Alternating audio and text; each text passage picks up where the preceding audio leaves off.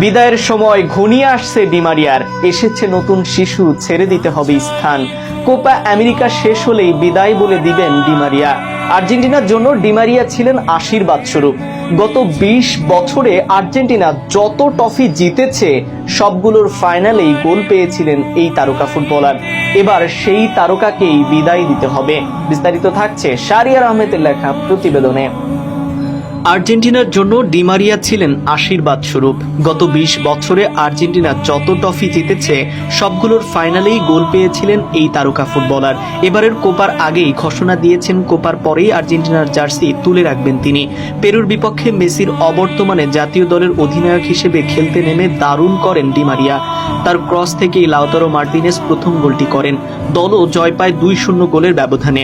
Match শুরুর আগে নিজের কন্যা সন্তানকে নিয়ে মাঠে নেমেছিলেন তিনি। কিছুটা আবেগপ্লুত হয়ে পড়েছিলেন তখন। ম্যাচ শেষে ডি মারিয়া ভারী কণ্ঠে তাই সময় ফুরিয়ে আসার আকুতি। আমি অনেক ভুগেছি, আমি জানি অনেক কম সময় বাকি আছে আমার। আশা করি বিধাতা আমাকে আরো একবার শেষ হাসি হাসাবে। দলের গুরুত্বপূর্ণ জয়ে গ্রুপ চ্যাম্পিয়ন হিসেবেই পরের রাউন্ডে ওঠে আর্জেন্টিনা।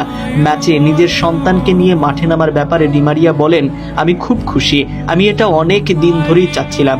আজকে আমি আমার এক কন্যাকে নিয়ে নামতে পেরেছি, অনেক ভালো লাগছে।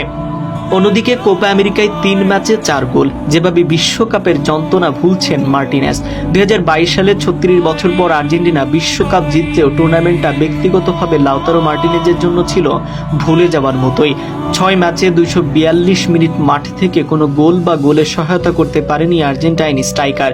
বিশ্বকাপের আগেই মার্টিনেজকে আর্জেন্টিনার মূল স্কোয়াড ভাবা হলেও প্রথম ম্যাচের পর আর কোনোটিতেই পুরো 90 মিনিট খেলা হয়নি তার। হুলিয়ান আলভারেজের উত্থানও বিশ্বকাপে অনেকটাই আড়াল করে দিয়েছে মার্টিনেজকে।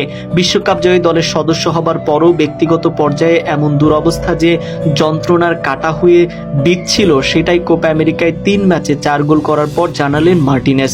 বলছেন, বিশ্বকাপের যন্ত্রণা কাটা থেকে মুক্তির অপেক্ষায় ছিলেন তিনি। কোপা আমেরিকা গ্রুপ পর্বের 3 ম্যাচেই গোল পেয়েছেন মার্টিনেজ। প্রথম 2 ম্যাচে 2টি গোল করার পর পেরুর বিপক্ষে শেষ ম্যাচে করেছেন জোড়া গোল দিয়ে এবারের আসরের সর্বোচ্চ গোলদাতার তালিকার শীর্ষে উঠে এসেছেন মার্টিনেজ।